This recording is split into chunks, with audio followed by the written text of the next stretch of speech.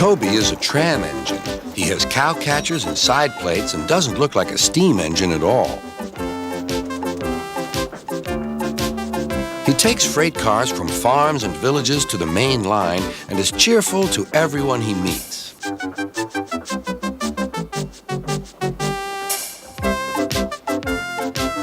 He has a coach called Henrietta who has seen better days. "It's not fair at all," she grumbles, remembering that she used to be full and 9 cars would rattle behind her.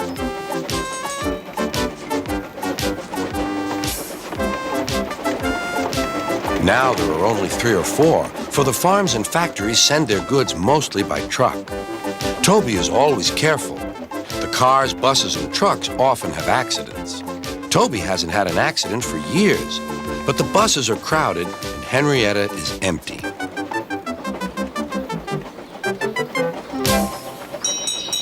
A lady and a stout gentleman stood on Toby's platform. He was, of course, Sir Topham Hatt, but Toby didn't know this yet. "Come on, grandfather," cried the children. "Do look at this engine." "That's a tram engine, Stephen," said Sir Topham Hatt. "Is it electric?" asked Bridget. "Whoosh!" hissed Toby. "Shh," said her brother. "You've offended him." "But trams are electric, aren't they?" "They are mostly, but this is a steam tram." "May we go in it, grandfather, please?" "Stop," said Sir Topham Hatt to the conductor. They all scrambled into Henrietta. "Hip, hip, hooray!" chanted Henrietta. But Toby didn't sing. "Electric indeed, electric indeed," he snorted. He was proud of being a steam train. "What is your name?" asked Sir Topham Hatt. "Toby, sir."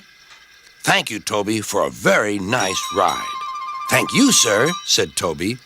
He felt better now. This gentleman, he thought, is a gentleman who knows how to speak to engines. The children came every day for 2 weeks. Sometimes they rode with the conductor, sometimes in empty cars. On the last day of all, the driver invited them into his cab. All were sorry when they had to go away.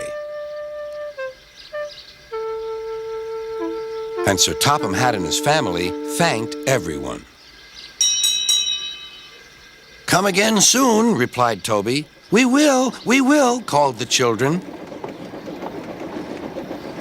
And they waved till Toby was out of sight.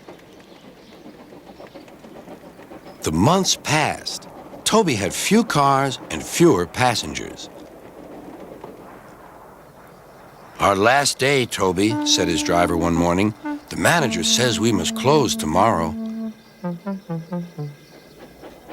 That day, everyone wanted the chance of a last ride. The passengers joked and sang, but Toby and his driver wished they wouldn't.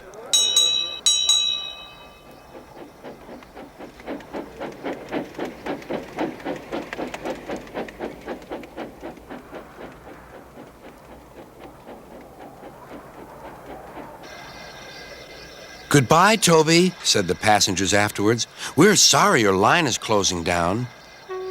"So am I," said Toby. Nobody wants me, Toby thought, and went unhappily to sleep. Next morning, the shed was flung open, and old Toby woke with a start to see his driver waving a piece of paper at him. "Wake up, Toby," he shouted excitedly. "The mail has just arrived, and there is a letter for us from the stout gentleman. Maybe it's good news."